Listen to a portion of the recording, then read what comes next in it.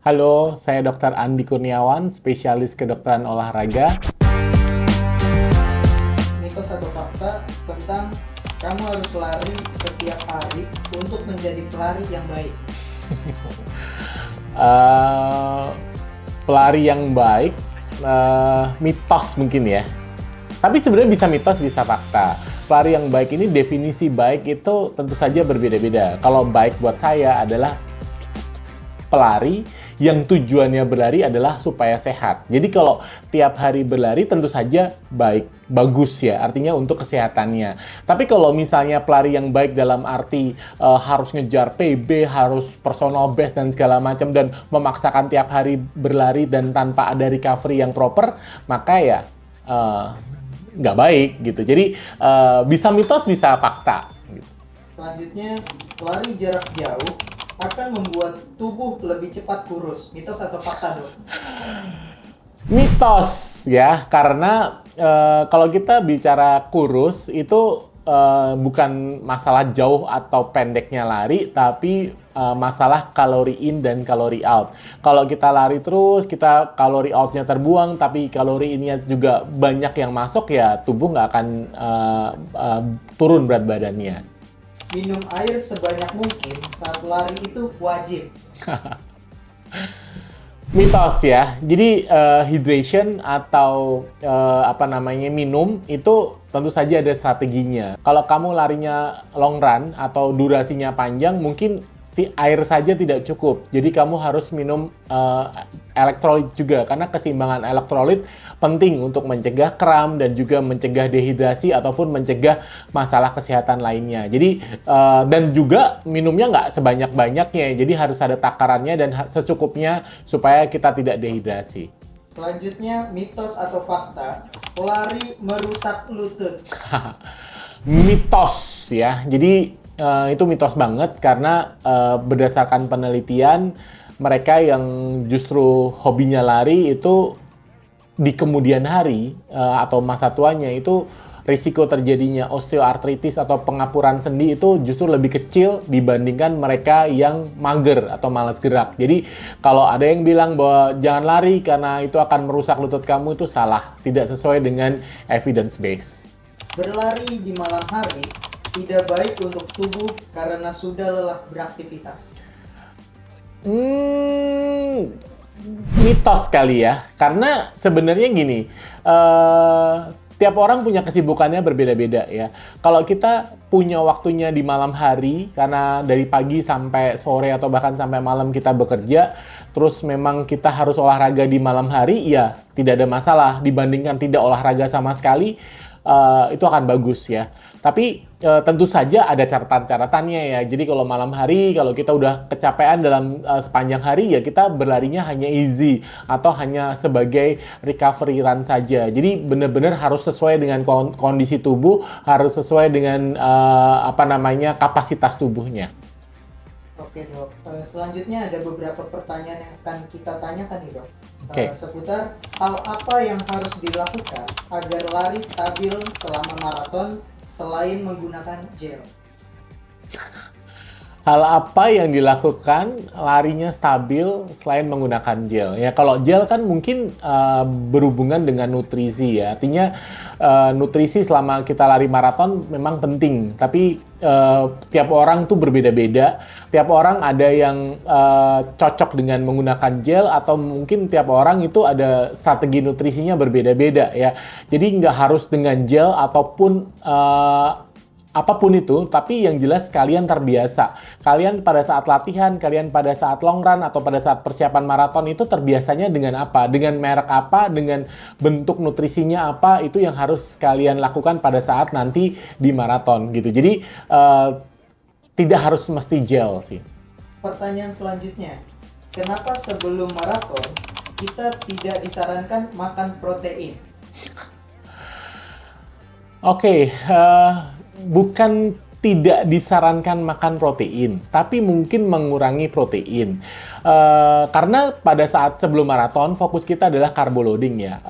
Kita butuh sumber energi yang dipakai untuk pada saat kita berlari maraton gitu ya. Jadi penting buat kita untuk mencukupi karbohidrat atau sumber energi pada saat kita yang dipakai untuk nanti kita berlari maraton. Protein tetap penting karena protein itu berfungsi untuk regenerasi sel, untuk perbaikan jaringan sel yang rusak, terus kemudian untuk otot itu juga sangat penting, tapi mungkin dikurangi ketika kita menjelang maraton. Belakangan ini lagi tren tentang heat stroke. Bagaimana cara untuk mencegah terkena? Oke, kalau kita bicara heat stroke tuh ada dua faktor. Yang pertama dari faktor dari dalam dan faktor dari lingkungan. Kalau dari lingkungan kita nggak bisa berbuat apa-apa ya. Artinya kalau cuacanya lagi panas, ya mau nggak mau kita harus tahu kita akan lari di mana dan cuacanya pada saat kita lari itu seperti apa. Jadi penting buat kita untuk kita beradaptasi atau kita melakukan aklimatisasi supaya kita terbiasa lari di cuaca yang sama pada saat kita race. Itu yang pertama. Terus kemudian yang kedua, kita pastiin aparel equipment kita itu pas. Misalnya kita pakai baju atau kaos yang ringan, terus warnanya cerah, yang tidak menyerap panas gitu, supaya kita berlari tidak menimbulkan panas juga ya, tidak menyerap panas. Terus kemudian kalau untuk dari tubuh kita jangan sampai dehidrasi, karena ketika kita dehidrasi, jadi kita harus punya strategi hidrasi yang baik. Karena ketika kita dehidrasi, risiko terjadinya heat stroke itu cukup tinggi. Terus kemudian yang selanjutnya, kita pastiin kita sehat pada saat hari H. Karena kalau kita tidak fit, maka risiko untuk terjadinya heat stroke itu cukup tinggi ya kalau kita memaksakan pada saat kita nggak fit tapi kita tetap lari. Terus kemudian apalagi ya, saya rasa itu ya, kita harus istirahat yang cukup dan kemudian kita harus tahu kondisi tubuh kita, itu yang paling penting sih. Bolehkah Dokter Andi memvalidasi tentang posisi kaki terbaik untuk landing? Karena tak jarang orang masih ragu dan mempertanyakan apakah landing lebih baik menggunakan forefoot, midfoot, atau heel. Oke.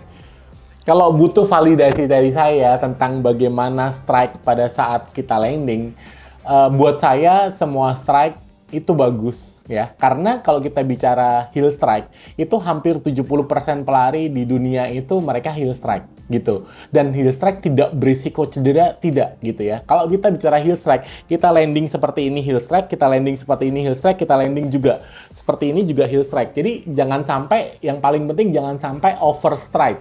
Ketika over strike itu kita landing, kaki kita landing jauh di depan dari center of gravity. Itu yang berisiko cedera. Itu yang pertama. Terus kemudian yang kedua, kalau kita heel strike terus kemudian kita mau mengganti dengan midfoot strike dan juga forefoot strike, dan secara tiba-tiba, itu justru yang meningkatkan risiko cedera juga gitu. Justru buat kita harus penting nih bagaimana kita meminimalisasi risiko, bagaimana tahu kondisi tubuh kita, apakah ada problem di tubuh kita, apakah ada otot yang kaku, otot yang lemah, itu jauh lebih penting. Terus kemudian lebih baik kita meningkatkan cadence atau meningkatkan irama langkah kita dibandingkan kita harus mengganti strike kita. Itu validasi dari saya dan itu based on research atau based on jurnal yang saya baca.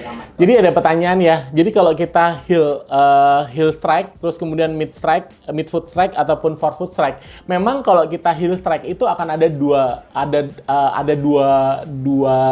dua fase di mana ada pengereman juga di situ. Tapi menurut saya tidak ada masalah atau tidak meningkatkan risiko cedera ketika memang cadence-nya cukup tinggi ataupun otot kita cukup tinggi. Karena ketika kita bicara forefoot strike atau midfoot strike, itu ketika calf kita lemah atau otot betis kita lemah, maka risiko terjadinya cedera pada calf juga cukup tinggi. Tapi ketika kita heel strike yang terlalu tinggi, angle-nya, foot angle-nya terlalu tinggi, maka risiko terjadinya tibialis anterior injury atau shin splint juga cukup tinggi. Jadi masing-masing strike itu ada risiko cederanya juga gitu. Jadi penting buat kita untuk kita melatih otot-otot kaki kita landing dengan ground reaction force atau beban yang diterima sama kaki kita itu lebih rendah, yaitu dengan cara cadence-nya ditingkatkan dan otot kita dikuatkan gitu. Jadi kita nggak mempermasalahkan strike kamu, heel strike kami seperti ini, tapi kita kalau menurut saya kita lebih bagus kalau kita tadi naikin irama cadence-nya dan juga kita latih otot-otot kita. Sesuai dengan kebiasaan dan betul. Strength juga ya. Intinya jangan merubah kebiasaan dalam waktu singkat atau merubah form lari dalam waktu singkat, karena itu yang justru akan meningkatkan cedera. Oke, terakhir ini coach, mungkin bisa. Coach juga. Mohon maaf, bro. Ya, nggak apa-apa. Maaf, bro. Nggak apa-apa. Apa yang ingin Dokter Andi sampaikan kepada runners di luar sana? Oke, yang ingin saya sampaikan kepada runners di luar sana adalah yang pertama adalah selamat karena teman-teman sudah berlari, sudah memilih olahraga lari, karena buat saya olahraga lari itu olahraga yang mudah, gampang, simple, dan benefitnya tuh sangat banyak sekali gitu ya. Tapi juga teman-teman runners juga perlu ingat bahwa risiko cedera pada pelari itu juga cukup tinggi. Statistik atau penelitian evidence based itu mengatakan 8 dari 10 pelari itu pernah cedera. Jadi artinya hanya 2 yang nggak pernah cedera. Jadi memang risikonya cedera itu cukup tinggi. Untuk dari itu saya pengen ngajak-ngajak teman-teman pelari untuk ya kita berlari itu supaya kita sehat gitu ya. Tujuan utamanya adalah kita berlari supaya kita sehat. Kita berlari sampai tua. Artinya kita jangan sampai melakukan hal-hal yang berlebihan atau sampai terjadi overuse injury sehingga kita harus stop berlari gara-gara kita cedera, atau bahkan tadi masalah kesehatan seperti heat stroke, dan kita tidak tahu kondisi tubuh kita seperti apa, kita nggak pernah mau medical check up, tapi kita berlari melebihi dari kapasitas tubuh kita. Kita berlari untuk sehat, yang namanya personal best, yang namanya hasil result time itu bonus ya. Artinya your health is more important than your finish time. Thank you buat GoFitter semua udah dengerin. Semoga bermanfaat dan jangan lupa kita berlari untuk sehat.